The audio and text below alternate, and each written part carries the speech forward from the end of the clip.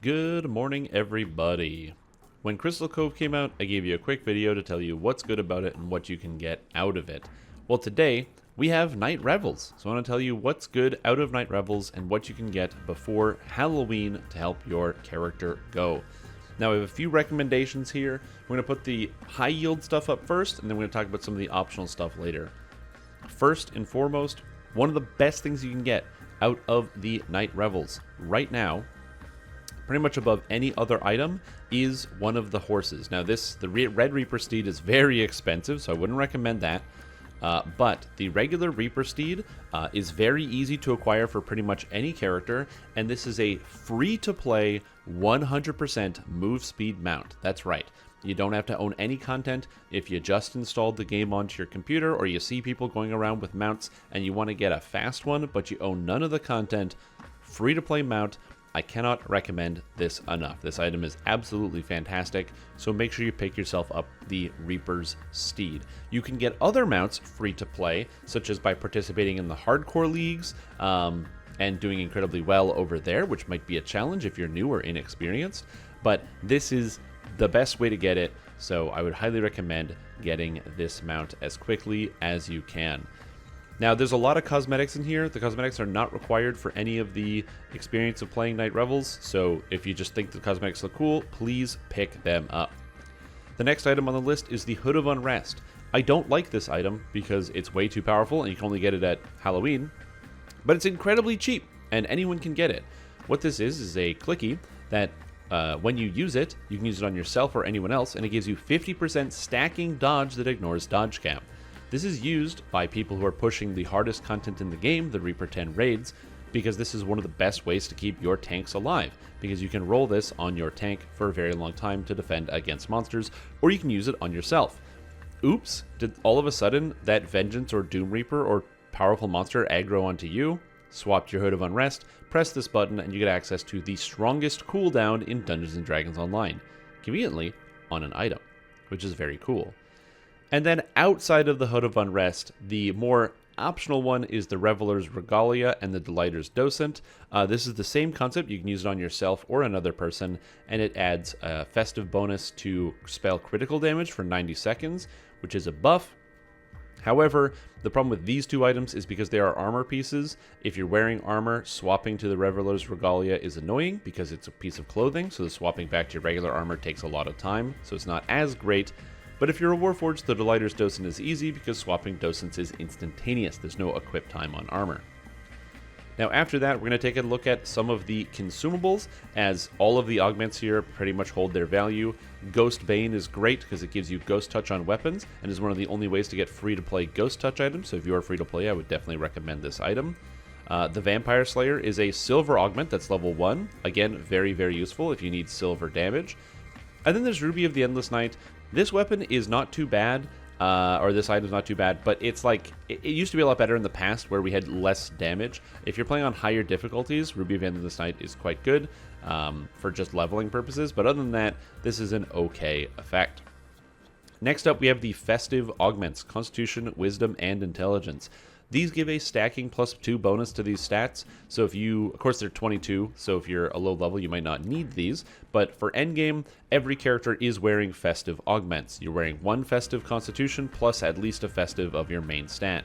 For example, my character is a wizard, so I'll be using Festive Intelligence and Festive Constitution. These are +2 over what you would already have. And if you ever see people with 100 to all of their stats or more, this is how they get those numbers, is by having every bonus, and these are every bonus. Also remember, these augments are tradable. So you can buy, let's say you want to farm out Night Revels, you have 100 keys somehow, and you want to just farm. You can buy a bunch of these augments, and then just, I don't know, throw them on the auction house. Just go to the Shard Exchange. Let's see, what if I type Festive?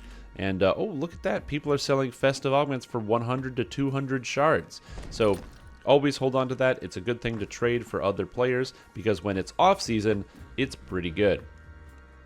And then last but not least, there's a couple potions I would recommend. Death Ward potions are handy. If you happen to play when there is the Champion Hunter weekend, you can trade in your Mysterious Remnants for a Eternal Potion of Death Ward. If you don't have one of those, or you don't have a lot of remnants, or you just don't play when the Champion Hunter is around, the Gloomy Potion of Death Ward is nice, as Death Ward is one of the most powerful defensive effects in the game, giving you not only immunity to instant death effects, but also just all negative energy spells in general. So like the aura from a Skeleton Mage is negative, you can ignore that, and a lot of other effects. And then after that, there's also Potion of Restoration. This is just a better version of a Potion of Lesser Restoration, which you can buy in the shop, and it's just convenient. Great for characters like Barbarians or Rogues, who to remove or to use like Restoration, they have to use Scrolls. This just makes that convenient. Outside of that, the rest of the consumables aren't really that good. You can buy them if you want, it doesn't really matter too much. So now let's talk about the actual equipment, because there are some wares. I'm going to kind of go over just generally what interesting wares exist, and then we'll talk about the actual good ones. So, the spectral weapons. There's a lot of spectral weapons. Each spectral weapon will have Ghost Bane, Evil Outsider Bane, and Crushing. These are very, very good to have at level 4, especially if you're free to play. These are some of the few items in the game that allow you to hit Reapers in the other level because they have Ghost Bane on them, but Reapers are also Evil Outsiders, and they have Crushing, which does force damage to those monsters. As a result, the spectral weapons are Reaper Destroyers. So if you ever wanted to get into Reaper mode, a level 4 spectral weapon is fantastic, and I would recommend picking up one of each of them. A spectral longbow, a spectral great crossbow, a spectral great axe. All of these for level 4 are great. Not only because they're great for smashing through Reapers, and of course your incorporeal undead as well, stuff like your wraiths and specters, but also, they're made of force. You're going to notice it says hardness 12 force. Because they're force, this means they do not break when you smash oozes. So this Spectral Great Axe not only hits Reapers incredibly hard and does way more bonus damage to them, but also it allows you to just beat up oozes and rust monsters and not worry about your weapon breaking. And it's very, very convenient. So every spectral weapon, I would definitely recommend getting to level 4. Do you need to upgrade your spectral weapons? That's up to you. I don't think so. I don't think the spectral weapons really gain that much power as you level up. Yeah, they get like Vorpal and stuff, and so, you know, they aren't necessarily bad, especially the level 12 one picking up Vorpal. So upgrade them at your leisure, but I would highly recommend making sure you always, even if you, let's say you buy the 4 because you want the 12, so you go 8 and then 12, buy an extra 4. Having one of each of those weapons for level 4 means you can always use it against a Reaper no matter what build you're playing, and it's very, very fast to get. The shadowy caramels and the black apples, it's a very small amount that you actually need. Now, the Cloak of Night blows, so I wouldn't really worry about that much. At the higher levels, you get like a whole bunch of stats, and I will say Cloak of Night 20 is not too bad with Ghostly and Death Block on it, but even still, there's just better items in the game. So if you're free, consider a Cloak of Night. If you're not, don't worry about it. Docent of Shadow, kind of the same thing, just kind of a mid item, so you can get it, but I wouldn't really recommend it. Wraps of the Endless Night. Again, there's also better hand wraps in the game, so it's not amazing. This is an undead killer, and if you don't have access to Devotion from Dalaris Tomb, this is an okay alternative for leveling. Shadow Robe, just like the Shadow Docent, kind of mid, so if you're free, might be better than what you have. If you own content, don't even worry about it. Crystallized Eternity is interesting because 2 reasons. One, this has an expanded critical threat range. It's a 19 to 20 as opposed to just a raw 20. So it is a better Great Club than average, making it one of the best Great Clubs in the game. And all the effects on it are good. Electrifying, freezing, armor piercing, and it looks amazing. So buying a Crystallized Eternity, it is not a bad thing. Also, rumor has it that something is coming to Great Club at some point, because in a previous, or on the forums, people were mentioning that there is a Great Club in the latest raid, Fires Over Moorgrave, and then Steel Star, one of the developers, replied with like a winky face. So nobody knows why there's a Great Club, but maybe it's a good time to stockpile your Great Clubs. I don't know. So this is not me telling you to do that. I'm just giving you the information. You can do with it what you will. The Pick of Endless Night is straight up bad. Don't even buy this. The Star of Endless Night, also pretty straight up bad. It has like a couple extra effects on it, but it's a Morning Star, which means it's heavily limited, and if you are, the only time you can actually use a Morning Star effectively is if you're playing as a Aasimar Scourge, one of the iconic races, and the Aasimar Scourge starts with a paired set of Morning Stars that are better than this, so don't even bother. The Spectre Deflector is also a okay buckler. It's defensive because it gives you protection from evil, and I believe it gives also, it gives life shields for death block. Not a terrible item to have, but also not amazing. Again, if you own content, you're going to want a buckler that has guard breaking for attacking, and you can get one out of the Feywild for level 5, out of Witch Hunt, but If you don't own any of that, Spectre Deflector is not a bad buckler to carry around, even, again, just like the level 4 version of it. Spectral Dagger, we talked about throwing daggers. Spectral, we talked about it's amazing. The ones are bad.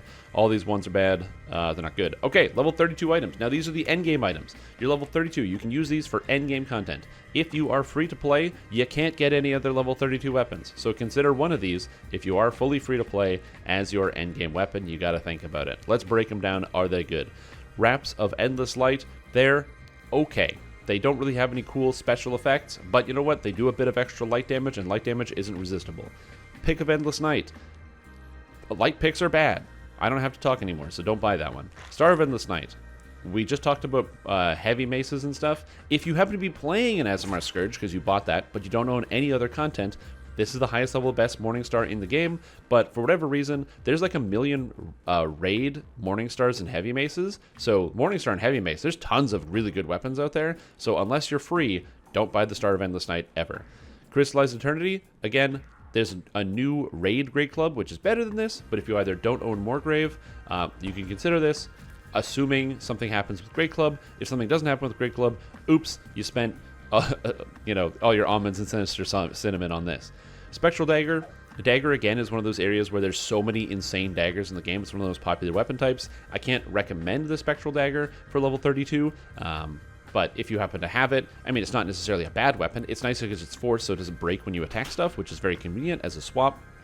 But outside of that, like I said, there's just so many better daggers in the game. So if you're free, and I'm going to keep saying this again, if you're free, these are the best level 32 weapons you're going to get. If you are not free, you own some of the content, there's so many amazing daggers in this video game. Same thing with the Spectral Throwing Dagger. Cloak of Night. Is this item good? It's got enhanced ghostly death block. I mean, it's not... Oddly enough, this one isn't terrible. The hardest part about Cloak of Night is as an endgame item, it doesn't have augment slots, so I don't think you'd ever really use this one, because the augment slots really mean a lot with modern gearing.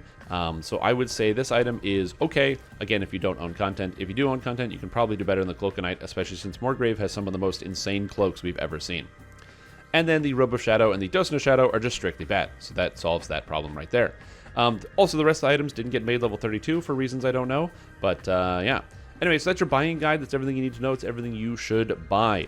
I'll probably make one of these again for the next festival, whatever festival that happens to be. But hopefully this has helped you with your buying decisions, and you get everything you need out of Night Revels. Anyway, my name is Strimtom, and I've been in the dark. Catch you later. Bye-bye.